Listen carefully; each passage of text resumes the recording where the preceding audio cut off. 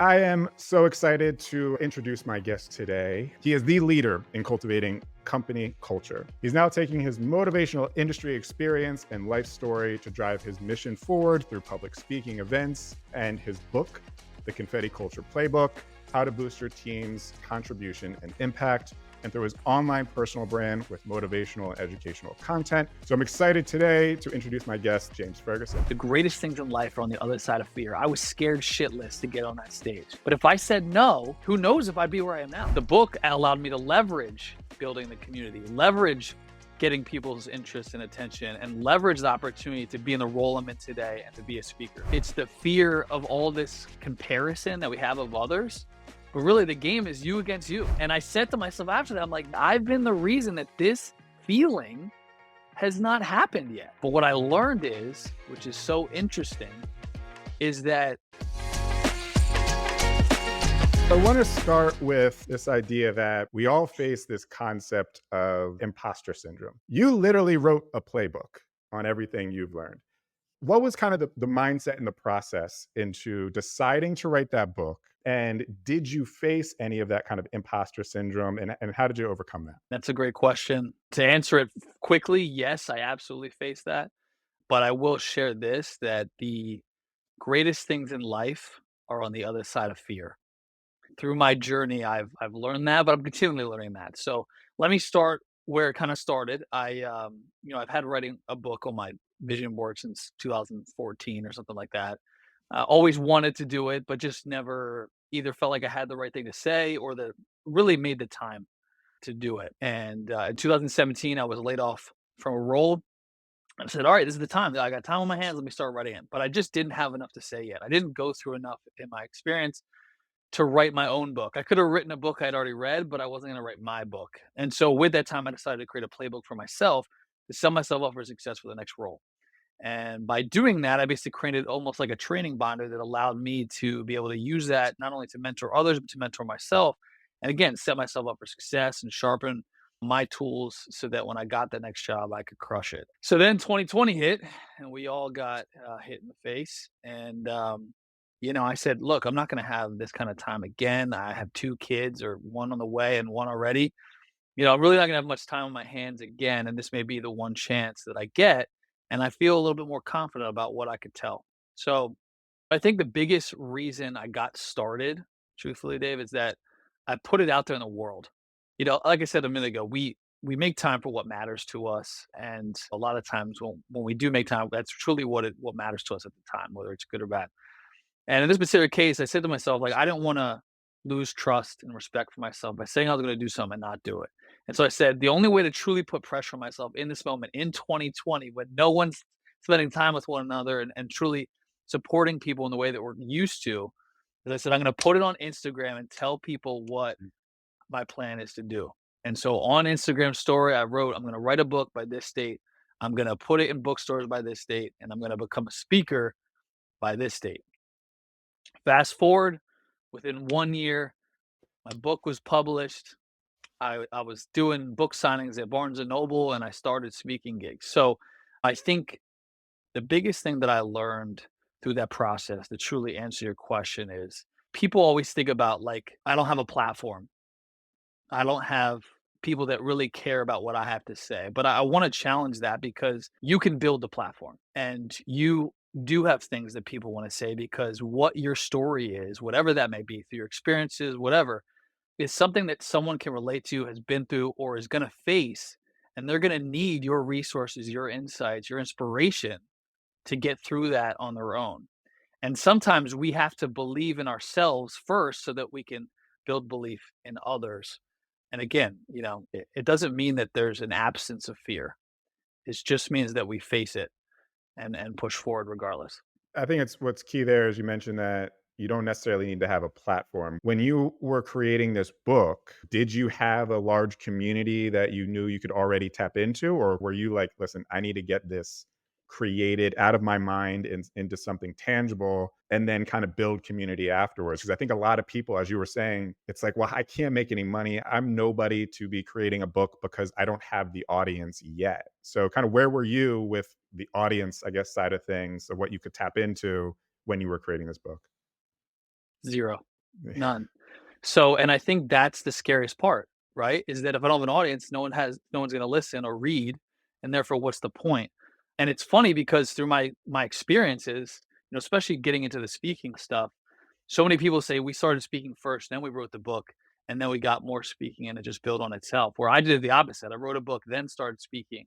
But the book allowed me to leverage building the community, leverage getting people's interest and attention, and leverage the opportunity to be in the role I'm in today and to be a speaker. It's the fear of all this comparison that we have of others, but really the game is you against you, right? And I joke, it sounds cheesy, but you against you is yay, and we need to start to celebrate ourselves along the way. It's not about having everything prepared for us in front of us.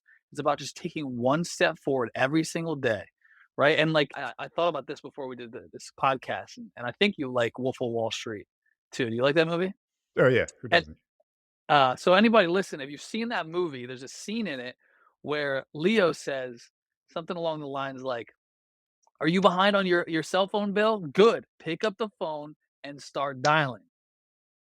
That's the same approach I've taken with everything that I've done over the last few years, is that I don't have anything, so I can only go up from here.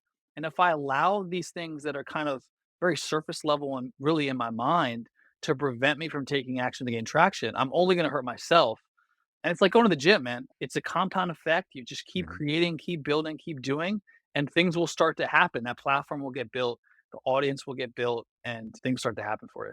Yeah, 100%. You just gotta figure it out along the way. I think and that's the big thing I've learned too is there is no, like, cheat code to go from 0 to 100. Everyone wants that kinda, like, that magic bullet, whatever, but, like, really going through the crap, for the first year, 2, 3 years is, like, where you learn and figure it out, so 100%. And you Yeah. mentioned you kind of manifested this whole thing with, "I'm going to create a book and I'm going to become a public speaker." So is that something that you were looking forward to and working on at the same time, or did the book allow for public speaking? What was the chicken and the egg there?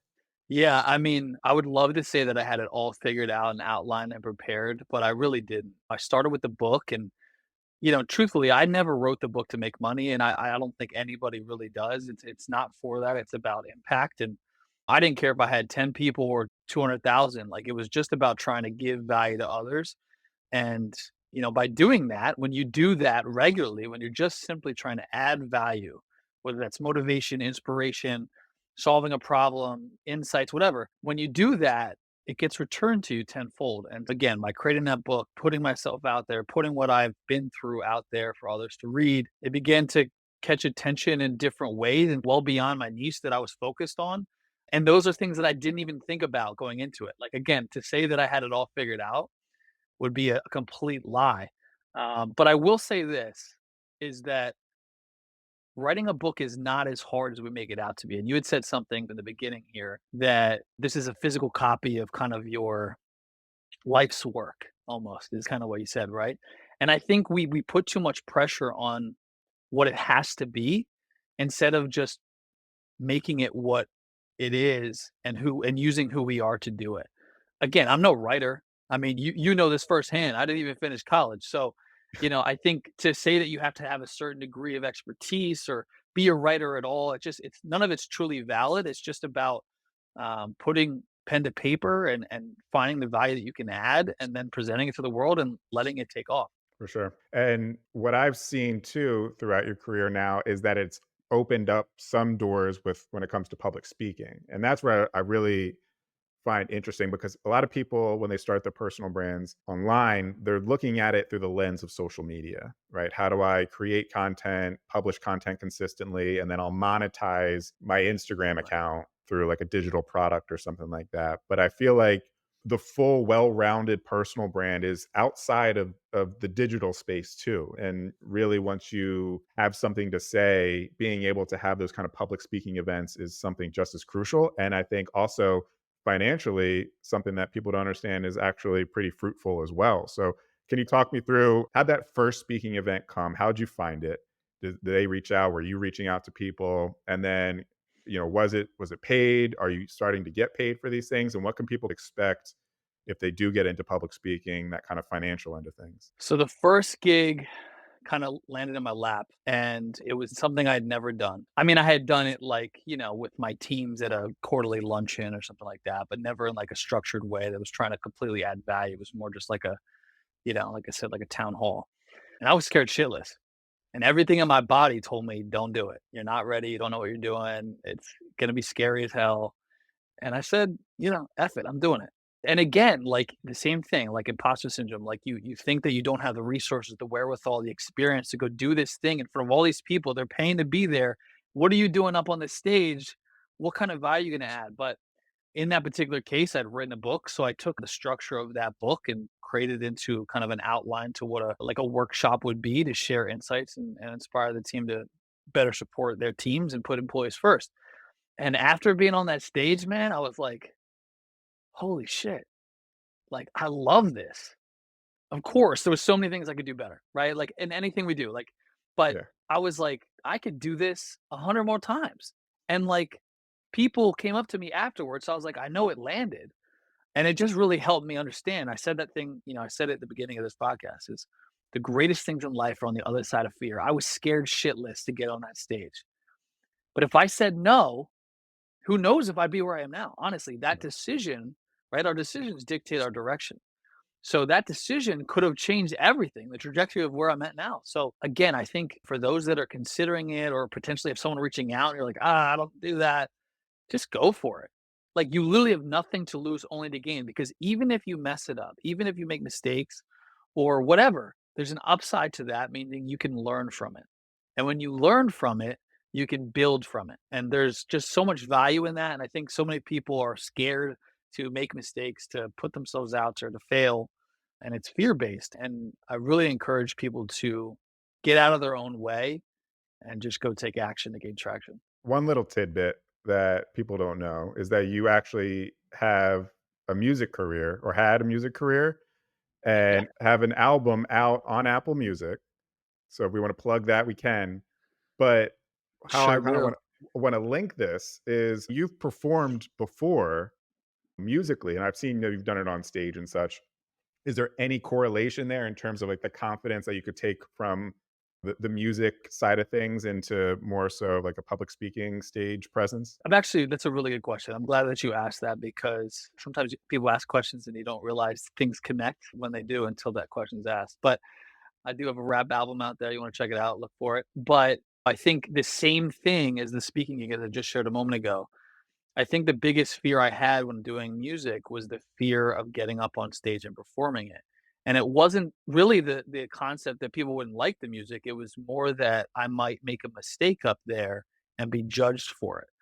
And so I spent a lot of years doing music. I mean, you know that from early Kutztown days, right? I was So, your first I you was your first manager. it's very true. I think that was my biggest fear factor in music, and it prevented any progress. Whether I wanted to become something or not, and now it's really doesn't matter. But if I was truly committed to that, I was gonna always never get as far as I could because I didn't get up on stage and present. So anyway, the first time I got on stage doing that, dude, I got off that stage and I felt like I could run through a fucking wall. Like it was the craziest feeling. I had people chant my name, like it was wild. And I said to myself after that, I'm like, I've been the reason that this feeling has not happened yet. Nobody else. Me. Like, how crazy is that? That kind of opened my eyes to like, oh, if I can do that, what else can I do that I'm maybe thinking I can't? And I think that experience helped give me a little more confidence with the next steps that a couple years later would lead to the book and everything else. But again, that was a different thing to perform music that you've written. It's a little bit different than speaking because one is for fun and enjoyment, and one is for adding value and insights. And if people don't feel like they get that when they walk away on the latter half, you kind of failed. And that's a little scarier. But again, we all have a lot of value to add to others. Our stories are all different and all relate and have purpose that will impact others. And again, those listening, I just encourage you guys to get out of your own way and go do the thing that scares the shit out of you. What I love about your branding is you've really kind of found this niche. You've taken an approach where you've had this branding around confetti, which I love. Mhm. You got your confetti culture playbook and posts that you have on LinkedIn have this kind of confetti branding, so it's very eye-catching and very on brand. Where did the confetti come from, and how have you incorporated that into your personal brand? And then also, I see you also incorporated into the day-to-day activities you have with your staff. Confetti kind of started at the one of my hotels in Jersey, and we used it quite often in recognition and reward. And a lot of the things that I learned and have in the book come from my experience there, where I was just really given a lot of freedom to try things, learn things, make mistakes, all that. And that tool, as I share in the book, it's a tool that represents the transforming power of recognition, reward, and a company culture. And for me, it's obviously grown in meaning, and I think we'll probably get into that a little bit more soon. But again, going back to like having it all figured out, to say that I was like, this is my lane and I figured it out, the thing that nobody else has, I'm gonna like, it wasn't that. I just said, this is what I know, this is my story. I'm gonna share it the best way I know how. And if it connects and adds value, great. If it doesn't, and it hasn't the whole way, I've had to pivot in many ways, then I'll do that. But you're right. I feel very fortunate that it's just something that no one's really done. And I don't know why I got lucky in that way. It's again, I'd love to come up here and say I had it all figured out. I'm strategically planning this out for 2 years, and here we are where I said I was gonna. It's not. It's just it's the progress that taking a step forward every day, using what I know and sharing it. And again, that tool helped me build a strong culture there that ultimately won top workplaces. And that inspired kind of everything that's in the book. And then it's kind of inspired who you see today. You know, I honestly, I truly live it. Like it's who I am. And that is kind of actualized more recently than before in more ways than one, not just in the culture aspect, but in my life. And, you know, I wouldn't change it for the world. But again, not to say that I have it all figured out. Like it's just not accurate. But I think again that the biggest thing is to stay true to you. Don't try and find what people wanna hear, what people like. Figure out what you like. I heard this the other day, and I'm gonna probably butcher it, but the concept was basically that an artist that creates art for someone else will fail. If you create a movie because you think someone else is gonna like it, no one's gonna go see it. But if you create a movie that you love, that means something to you, everyone will love it. It's kinda like Taylor Swift, man. Like, our house is a Taylor Swift house. I got all the love for Tay Tay, right? And Yeah. everything she writes, whether people like it or not, is her authentic experiences. You don't have to like her for it, but she's sharing her story. And so I think the more that you just focus on what you know, what you've been through, and share that, the more authentic, the more you'll be able to be guided to the thing that's going to get you that leverage and that focal point and niche that you're looking for. Yeah, what I love about this everything you're saying here is that the key message here is you didn't have it figured out, but you had a goal that you were trying to reach, and you knew, "I'll figure it out along the way." The honesty and humbleness to say, "I wish I could claim this was all part of the plan." In theory, the plan was set, but the steps along the way, you just figured out. But the getting started is seems to be the main thing for you. Yeah, absolutely. That's what it's all about. And I think that's what people get stuck on is having it all figured out. It's like the gym, right? And I mentioned that earlier. So many people get caught up in trying to have the perfect regiment, knowing all the lifts and what to run and where to go and all these things. And that idea, having that all outlined, prevents them from even stepping foot in the gym. Mhm. And it's like that is your worst enemy. Just go to the gym, get started, figure it out. If it doesn't work, adjust, but keep going to the gym. The same thing here. Whatever your goal is, just keep doing it. Keep creating content. Keep, writing. Keep making videos. I mean, you've seen it. My videos in the last, I don't know, 60 days. I was like, and now I'm like, yo, what's up? So you just have to keep trying, keep going, and again, compound effect. You'll get there. So that's actually where I wanna go to next, because a lot of people start online and then shift into public speaking and books and stuff like that. And so you're coming from the kind of tangible, hard book writing world and in-person public speaking world into the digital space. How has this transition been for you? For you're coming from maybe 45-minute, hour long prepared public speaking speech into maybe a 30-second long thinking about lighting and backdrops and audio and all that kind of stuff. What has been your journey so far? As you mentioned, there's been great progress. What was that first video like? Why did you want to publish that first video? And what's been that 60-day process been like for you in terms of what you've learned along the way? Yeah, it's been a journey, and I think just to start this part off, like, you have to fall in love with the journey. There's no destination, there's no finish line, right? So you have to just fall in love with the process. We're from Philly, right? We trust the process. You have to love that. You have to. If you don't, you'll fall out of love with whatever you're trying to pursue. So I have fallen in love with the yucky, unfun, uncomfortable pieces. And I've gotten comfortable with being out there, not at my best, just because I know that it'll be out there for people to consume and I get something out of it. And if nothing else, even if it's trash, my face is on somebody's phone somewhere, and that's good for me. So, I think the video thing this year, I really like, I wanted to commit to that. I just wanted to really start to create more video content. It seemed like the most impressions are coming from video content on every single platform. And it just seems to be the way that people want to consume information right now. Reading is actually, I would say, less of an interest. People are listening to audiobooks or even listening to just videos, not even watching the video. And so I'm like, I need to up my content to have some of that in it. Doesn't mean that I have to have videos every day. It just means I have to be able to sprinkle that in once, twice a week to just switch it up. You don't want to have the same form of content every single time. Otherwise, it gets stale and old and people stop watching or paying attention. So, yeah, start of the process was definitely rough around the edges. I use my phone. Since I started, I actually got a camera and have not learned it well enough to even touch it. It's so much more complicated than I think people realize. And, again, going back to that, like, just start, like, we all have this. Just use it and go film yourself. I love your videos because you're creating videos right now that just clearly spell out step by step best approaches to doing some of this stuff. And honestly, your pointers have been a huge help with me because I'm over here like studying your videos and I'm saying, "Oh, I could do this," or "Oh, I'll cut out Yeah. here, get all the ums and uhs out." And then it just sounds so much cleaner. And again, people want to digest very quick content now. Like, you got a few seconds to get their attention and then only a few things that you can say. And I think, as you mentioned with speaking, and this has been a really hard thing for me to do. And I say this in my book, so many people go to so many conferences and read so many books to get 2 pages of value out of 150, or they go to a conference and they're energized, but they're empty-handed. And so when I started to speak, I'm like, there's no way I'm gonna leave any of these people empty-handed. I'll give them energy, but I'm also gonna give them something to take away. But what I learned is, which is so interesting, is that people don't wanna be overloaded by information.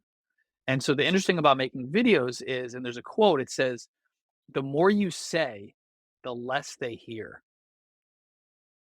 And so the same thing applies for speaking gigs. If you try to overload people with information, multiple slides, multiple bullets, and just like word vomit at them, they're not going to remember any of it, like literally any of it. And then you think you're adding all this value, but it's not. So you really have to simplify your form of what you're going to talk about. Figure out the 3 key things that are gonna add value, and then just build everything around those 3 things. And that just goes right to these videos that we're creating is you're saying, "Here's the 3 things that are gonna do this for you." And so, for those that make videos, you can actually get right into speaking because you're already building out something and the framework that is actually perfect for speaking and adding the most value, because again, the more you say, the less they hear.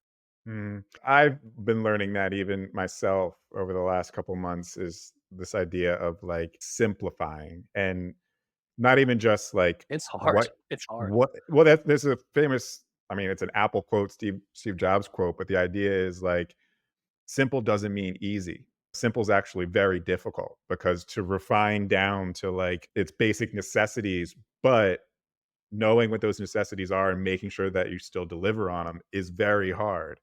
And so that's why, yeah, like you're saying, you have this 30, 60-second, they're actually now they're about to extend reels to about 3 minutes, I think. But Oh, wow, I didn't even know that. yeah, so and apparently longer reels perform better, but I don't know, I've seen differently. Anyway, so really every word counts when you're creating video content, and especially what you say it, how you deliver it. And it could mean 10,000 views versus 10 views. and it's almost like a game, and it's fun in that way, but it's almost a great writing practice because I'm a person who likes to ramble. I have a lot of thoughts that go in here, and for Me me, too. when I'm creating content, I need to filter what I wanna say into content and into a script that is so just bare bones basic that they say, write for a 5th grader. 5th grade level and lower should really be it. So it's not even just like how much you're saying, but how you're saying it and the words you use also needs to go into what you're saying online. And Yeah, it's completely accurate. But you like, yeah, you go into it and you're like, you think one way, but then you learn through the process. But again, some people don't even take that first step. So you really have to be comfortable with knowing you're gonna mess up, that you have a lot to learn. But yeah, it's true. You have to like simplify it, and it's an uncomfortable process because your mind is no, give them all the value, all the insights is up there, and then you put on paper. And to your point, even when we make these videos, it's like you think you have to have the perfect structure or the perfect script, and then you almost want to read a script, but like then it's less authentic. It's the same way I do speaking. Either you put a picture up or one bullet sharing what you're going to talk about, and then you have to take it to where it's going to go. If you use too much of a script, you lose the connection, the engagement side, and that again pertains to both speaking and video content. that's the authenticity side of things, which is like you're trying to balance authenticity with making sure that you're getting in the right words because Mhm. having a succinct reel where you only get 30, 60 seconds and you want to make sure it's impactful, every second is impactful, and you don't want to be someone who's just like umming and on and thinking about what they're going to say and all that kind of stuff. So you want to know what you want to say, which then leads people to say, okay, well, I need a script. And then it's like, okay, if I need a script, then I need a teleprompter. And these are all things I'm going through right now because I am Right. someone who like the gears turn a little too fast sometimes for me. And I'm like, give me the words that are in here. I need that succinctly on something that I can make sure I'm hitting those beats. But then, yeah, you lose the authenticity side of things, and I think that's a large element to it is, like, there's little quirks to us that don't come out when we're reading a script, right? Because, like, we don't That's why my really videos are so different. So I do still kind of use a script in a certain sense, but I think that's, even my wife said, "You're just so much more relaxed." Where in the other videos, I'm like, "Hi, da da da da da," and now I'm like, "Yo," and again, I think that's but you have to do the first part to get to the second part. Like, you have to try it, say, "Oh, this isn't gonna work," and then find what your voice is to get there.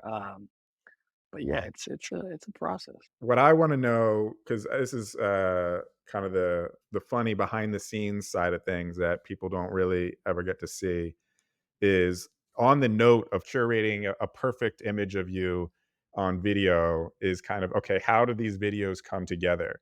I know you have kind of a fun setup yourself. Can you kind of walk me through what your setup and behind the scenes is when you're creating a video? Yeah, so, obviously the setup isn't the same as it normally is when you see my videos, and that's because, dun, dun, dun, the location where I do my videos right now is in the middle of my living room, and can't do that because I have 3 kids that wanna play with toys right around there. So, when I make my content and again, you make time for what matters.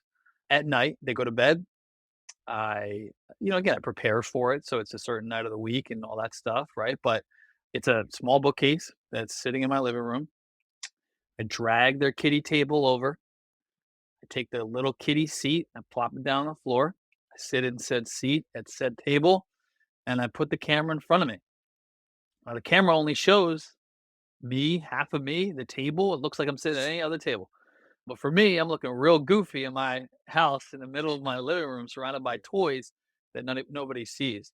But again, I think I'm glad you asked that because I'm sharing that being most authentic as possible so that you know that you don't have to have the perfect setup. Again, you just have to be willing to go give your insights away, add value to others, and just start doing it. And whether that looks pretty or it's in the middle of your living room, it just is what it is. And again, going back to my content, like initially, and you'll notice this if anybody watches my videos after this, the first few I made, I almost was like whispering because my kids are asleep and I'm in the middle of my living room. I kind of decided that, you know what, if I'm going to really make these videos, I have to kind of risk whatever happens upstairs, as they're sleeping. So I've gotten a little bit more animated and just said, it's worth the risk. If they wake up, I'll just go, kiss them goodnight and they'll be just fine. And again, you just have to make the time and go figure it out. Even right now, like you should see where I'm at. I'm sitting on a bench. This is on my bed. This isn't perfect. It's not supposed to be. Mm. But again, hopefully the people listening and maybe potentially watching this will get value from it. And that's what it's about. It's not about having the perfect setup. It's just about adding value. It's fun seeing kind of the behind the scenes of people's setups because I've seen a lot of videos of people who are like, I'm in this small 400 square foot apartment. It's my bedroom, and I have a kind of a desk in the corner. And you just kind of angle the phone, and you can have like a nice kind of backdrop to you. So it's like those excuses we kind of put. Yeah, I did this. The excuses we put in front of us, I like, did oh, I too. can't Yeah. possibly record videos because I don't have this beautiful backdrop like my favorite influencer has, and I don't have those lights and fancy equipment and all that kind of stuff. So we just say, you know what? I'll wait until I get that kind of stuff, or I have that money to buy those types of things until I start creating content. But as you're saying, you really just need, if a vertical video, you see like this much of the backdrop, right? You just Right. need that. And there's even ways nowadays with like AI generation where you can crop yourself out and put AI backgrounds and Right. what have you. So you don't even have to worry about that. Like you're saying, just get your phone and just find a place where this part right here looks good enough for your eyes, and then press Yeah. And record. don't get me wrong. I'd love to have a great setup, even like yours. And it's just eventually it might come. But if I wait for that day, then my opportunity for, again, the compound effect, it'll take me that much longer once I start. So, I've really been trying to just dive in. And to your point, my house is a house that doesn't have that many rooms. I don't have a separate office that I can set stuff up and all that. So I've had to get creative. But again, what you do when you don't have to determines who you'll be when you can't help it. And so I've been just trying to focus on taking the action and then again learning along the journey and being okay with some of the less comfortable stuff because I know long term it will add up and make a positive impact on what I'm trying to accomplish. Love it.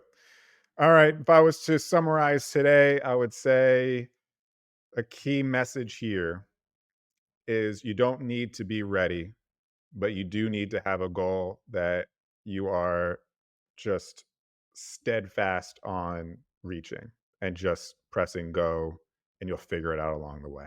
Is that kind of how you would define the last 4 years of your life? Yeah, for sure. I'll share a quote in closing on my end that I think I actually just recently posted, which is what you do speaks so loudly, I can't hear what you say.